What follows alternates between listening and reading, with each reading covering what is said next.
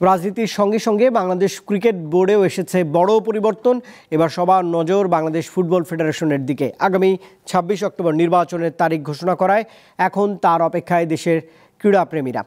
Football থেকে মুখ ফিরিয়ে নেওয়া এক সময়কার আলোচিত সংগঠক তরফদার মোহাম্মদ রুহুল আমিন আবারও ফুটবল অঙ্গনে ফিরতে চান।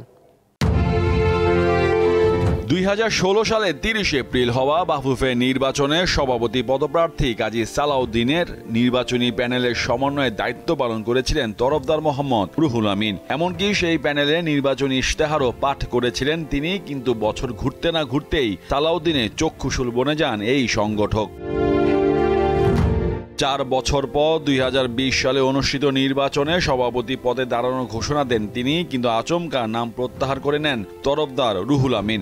সেই সময়টাকে তাকে নানা ধরনের ভয় ভীতি দেখানো হয়েছিল, কিন্তু বাস্তবতা এতটা কঠিন ছিল যে পারেননি মুখ খুলতে।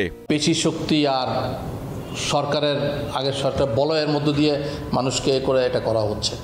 এবং গত ২০০৮ থেকে এটা সিম্পল ক্যালকুলেশন, এটা তো একটা নিচের রিক্সাওয়ালারাও জানে ফুটবলের কী অবস্থা। ২০০৮-এর কী র্যাঙ্কিং ছিল, আজকের র্যাঙ্কিং কী আছে। ২০০৮-এ যখন কাজী সালাউদ্দিন সাহেব আসছিলেন এবং উনি আজকের যে র্যাঙ্কিং, সেই র্যাঙ্কিং কী অবস্থা, এটা যদি আপনি ইভ্যালুয়েট করেন বুঝতে পারবেন। গেল ৫ আগস্ট ক্ষমতা ছেড়ে দেশ ত্যাগ করা সাবেক প্রধানমন্ত্রী শেখ হাসিনার বেসামরিক শিল্প ও বিনিয়োগ বিষয়ক উপদেষ্টা সালমান এফ রহমানকে সালাউদ্দিন ব্যবহার করেন পথের কাঁটা সরাতে। সালমান এফ রহমান হাত দেন রুহুল আমিনের রিজিকেও। ব্যবসা চালিয়ে যাওয়া কঠিন করে তোলেন। আমরা তো আর ইলেকশন করতে পারলাম না, আমাদেরকে ইলেকশন থামিয়ে দেওয়া হলো যাতে আমি ইলেকশন না করি, ইলেকশনের ফিল্ডে না থাকি, এবং আমি দেশ থেকে চলে যেতে হলো আর কি, আমাকে থাকতে পারলাম না।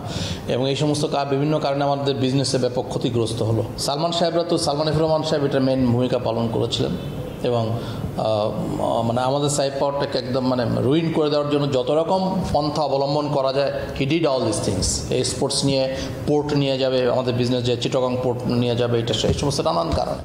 দেশের ফুটবল নিয়ে অনেক কিছুই করার স্বপ্ন ছিল সাইফ পাওয়ারটেকের কর্ণধার তরফদার রুহুল আমিনের। চট্টগ্রামে আন্তর্জাতিক ক্লাব টুর্নামেন্ট করেছেন একাধিকবার। প্রিমিয়ার লিগ থেকে শুরু করে বেশ কটি লিগে দীর্ঘ সময় স্পন্সর করেছে তার মালিকানাধীন সাইফ পাওয়ারটেক। তার মালিকানাধীন Saif sporting club Bangladesh premier লিগও খেলেছে কয়েক মৌসুম। জেলায় জেলায় ফুটবল ছড়িয়ে দিতে বিপুল অঙ্ক বিনিয়োগ করেন। দেশে প্রথম ফ্র্যাঞ্চাইজি ফুটবল আয়োজনের স্বপ্নও দেখেছিলেন। সাইফ স্পোর্টিং ক্লাব তো আসলে এটা আমাকে বিভিন্নভাবে বলা হলো সাইফ ক্লাবটার জন্যই আমার অবস্থা নাকি এত খারাপ।